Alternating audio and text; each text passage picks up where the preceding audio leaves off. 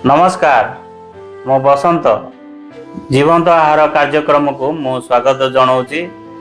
आज ध्यान निमंते आसंतु आज ध्यान निमंते पवित्र बाइबल आदि पुस्तक 11 पर्व 1 ରୁ 9 पर्यंत ध्यान करिबा। आज मुख्य विषय ईश्वर जीए छिन्न भिन्न करती। पूर्वे समुदाय पृथ्वी रे एक भाषा और एक रूप उच्चारण थिला।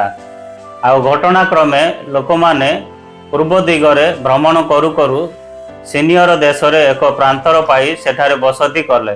अनंतर से माने परस्पर कहिले, आस आंबे माने इटा बनाई उत्तम रूपे पोड़ी देउ। तहिरे इटा सेमानकर प्रस्तर स्वरूप और माटिया तेल सेमानकर चून स्वरूप हैला।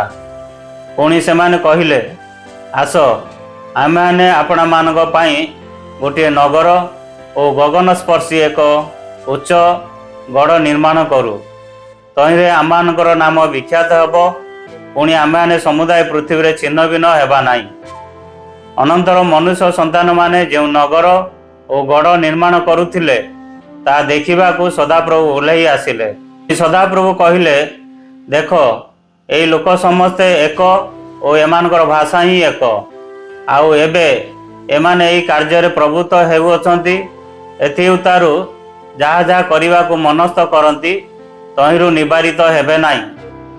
एणु करी सेमाने जेपरि परस्पर भाषा बुझी न पारंती, एथिपई आस आम्भे माने ओल्हेई जाई से स्थान रे सेमानक भाषार भेद जन्माऊ।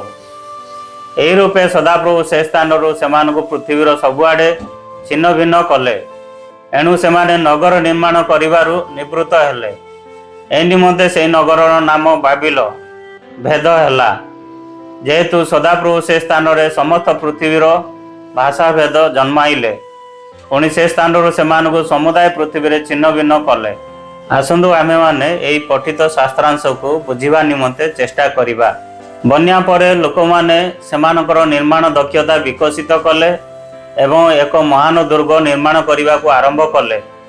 यह सेमानकर गर्वर प्रतिफलन एवं निज नाम को उच्च करने सहित परमेश्वर को दूरे देवार सेमानकर इच्छा थिला। यह परमेश्वर को विच्छिन्न करिवार आदेश विरुद्ध रे मध्य एक विद्रोह थिला। तथापि से दुर्ग जहाँ सेमाने स्वर्ग रे पहुँचीब बोली आशा करथिले एते नगण्य थिला जे परमेश्वर यहाँ देखा तल को आसवा पड़ा। से असंतुष्ट होई परमेश्वर से पापपूर्ण प्रकल्प को बंद करने से भाषा को द्वंद्व पकाइले एवं लोक माने छिन्न भिन्न हो गले जेपरि परमेश्वर मूल उद्देश्य रखिथिले। यह आरंभरू द्वंद्वर नगरी भावे बाबिलोन को चिन्हित करे। आसंतु एही शास्त्रांश रे ईश्वर किए अटंती ता आमे देखिबा। पद 4:6 ରୁ 5 ରୁ 6 परमेश्वर मनुष्य द्वारा निर्मित दुर्ग एवं नगर गुड़ी को ध्यानर सहित निरीक्षण करती। जेपरि से आदम को तांको आज्ञा अवमानना करिबारु डाकिथिले एवं से हेबलंक हत्या पाई कईन को दायी करथिले। सेहिपरि परमेश्वर पाप यार कारण बोली कहिबा को सर्वदा प्रस्तुत अछंती।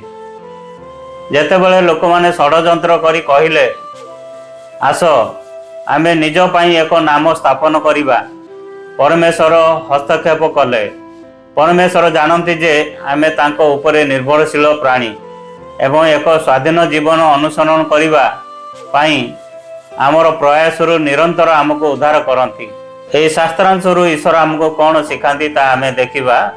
पद 1 ରୁ 9 मनुष्य निज पाई स्वर्ग सृष्टि करि पारिबो नाही। परमेश्वर को प्रजुक्ति विद्या प्रगति को बाधा देवा पाई नुहे, बरं पापर अग्रगति को रुकिया पाई बाबिलोर नगर एवं दुर्ग को विफल करिथिला। ईश्वर को बिना एक जगत कलह एवं हिंसारे परिपूर्ण हो जाए, किंतु प्रकृत स्वर्ग केवल परमेश्वर को शासन अधीन रे साकार हुए। आसंतु आमे प्रार्थना करिबा। आमानक स्वर्गस्थ पिता धन्यवाद दउचु आजिर शास्त्रांश पाई, आजिर वाक्य पाई। प्रभु आमानक आशीर्वाद कर जेपरि प्रभु से समय बाबिलोर लोक माने ଆଉ ଯେପରି ନିଜର ନାମ ବିଖ୍ୟାତ କରିବା ପାଇଁ ସେମାନେ ସ୍ୱାର୍ଥପର ଚିନ୍ତା କରିଥିଲେ, ଆମମାନେ ସେପରି କରିବୁ ନାହିଁ। ଆଉ ତୁମ ରାଜ୍ୟ ବିସ୍ତାର କରିବାରେ ଆମମାନେ ଯେପରି ଆଉ ସର୍ବଦା ଚେଷ୍ଟା କରିବୁ, ତୁମେ ଆମମାନଙ୍କୁ ସାହାଯ୍ୟ କର।